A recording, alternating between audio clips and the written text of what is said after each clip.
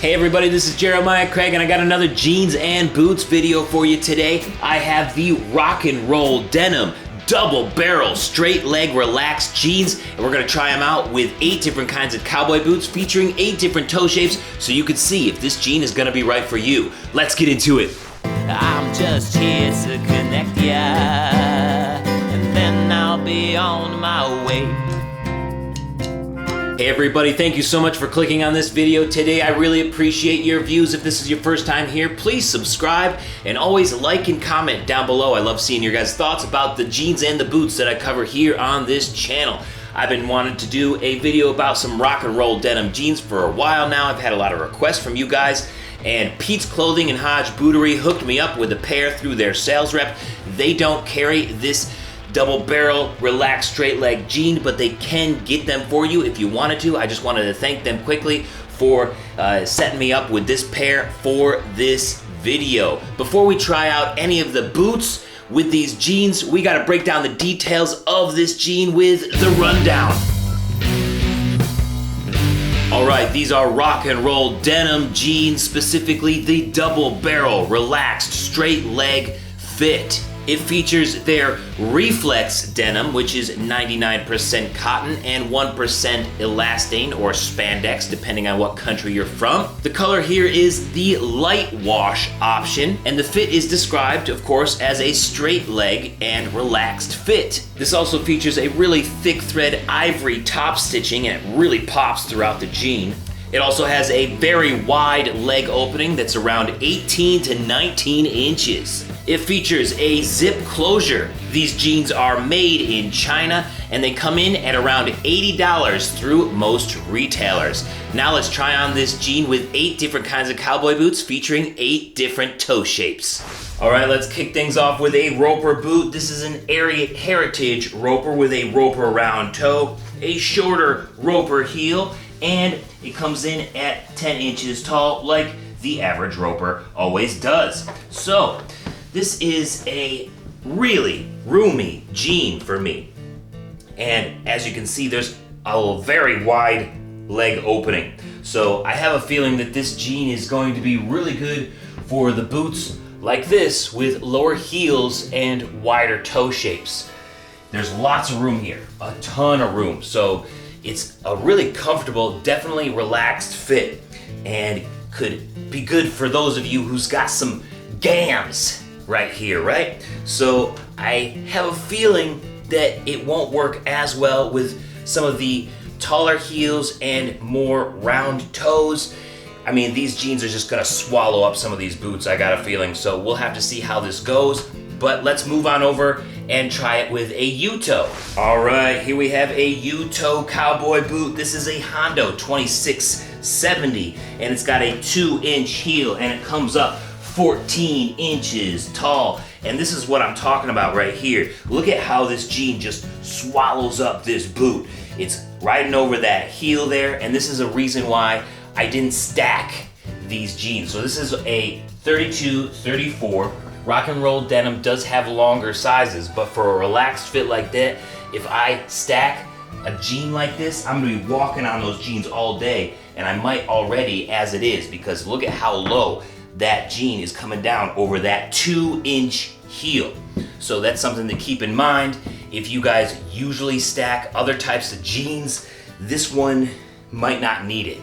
There's no place for it to stop and stack just because that leg opening is so wide. And as we go through some of these round toes, these jeans are just gonna swallow up more and more of that boot, making my foot look way smaller than it actually is. Just, I got a feeling that's the way that's gonna be with this R-toe. All right, here's the R-toe example, a medium round toe on this Escambia Boot Company boot. It's a black cherry ostrich leg, gotta love it. Got about a 1.5-inch heel, and it comes up about 13 inches tall there, and these jeans are swallowing up this boot like there's no tomorrow. I mean, you can't even tell what size heel is on here, which might be a good thing if you really wanted to rock a taller heel and kind of hide it a little bit. The leg opening on this boot is going to hide a heel on a boot like this, as you can see. I might end up walking on these jeans anyways, even though they're not being stacked right now. I like the place where they land on the waist though. The mid-rise is really nice, and I also have some nice motion here with a little bit of stretch on that reflex denim. It's kind of funny, a lot of companies take a 99% cotton and a 1% elastane and then just name it something flexible. Like they trademark it or something, they brand it special to them, when most of the time they're all exactly the same and feel very similar to each other. And this one, if you've tried any 99% cotton to 1% elastane, you already know what these feel like. A little bit of stretch, but not too much. Now, let's see what these are like with a J-toe cowboy boot. Here's our narrow round toe example, a J-toe. This is a BNV Water Buffalo Calf boot. This is my collaboration boot with them. It's got about a 1.5 inch heel and it comes up 13 inches tall. It's got my brand there. And again, it's not working that well, but it works better than I thought it would. You know, I thought this jean was gonna swallow up this boot like that last one, that R toe, but it's actually working better than I thought, and leave it to the BNV Boots to still sort of work with any jean that there is. It always comes through for us. Even though I doubt the jean, the boots always make it work. I'm not a huge fan of this, but I don't hate it either. Let me know what you guys think down in the comments. Now, let's kind of go in the square toe direction and start with a snip toe. All right, here's our snip toe example. This is a Yeehaw Cowboy boot, black cherry caiman tail, and it's got a 1.5 inch heel and it comes up 13 inches tall. Not bad at all, because that snip toe does have to come out a ways. So it kind of works with this jean. It doesn't make my feet look too small, even though the leg opening is really wide. I think that this is sort of the direction that these jeans are gonna work the best. The square toes, right? I'm not so much a fan of how they look with the R toe or the J toe. The roper worked, and the U toe sorta kinda wasn't a big fan of it. I think that this jean is really gonna shine in the square toe. For the most part, we might have some issues with the French toe, but we'll have to find out. First, let's take a look at a 7 toe or a cutter toe. All right, here's our narrow square toe example. This is an R. Watson boot with a 1.5 inch heel, and it comes up about 11 inches tall. You can get this one from Pete's Clothing, Hodge, Bootery there, and if you mention my name, you get 10% off anything. Jeans, boots, whatever, you call them up, email them saying, hey, Jeremiah Craig sent me, and they'll give you 10% off. This one has a little bit of a spur shelf, as you can see here, a little bit more so than on the other boots that we've looked at so far. And it's doing a good job at stopping those jeans so they can stack a little bit more and that heel can really show. You know, I like how this works. This is probably my favorite combination so far of all of the boots that we've looked at. I really, really like this combination, and it just works. It just works, I feel like, but let me know what you think. Now let's try it with a French toe. All right, here's our French toe example. This is a Boulet 8502 caiman belly boot with a 1.5 inch heel, and it comes up about 12 inches tall. I put this with the square toes just because a wide square toe is basically just a wide French toe.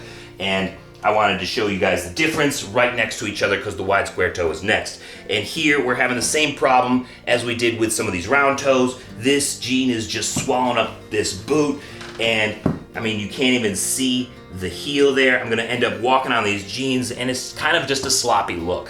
So I'm not a huge fan of this look. It makes my feet look small, and I don't really like that. I like a proportional look, right? So if your feet look too small, it might get some weird looks, just sort of make you feel weird overall, even though your feet might not be small. And if your feet are on the smaller side and you try these, then they're just gonna look doubly small.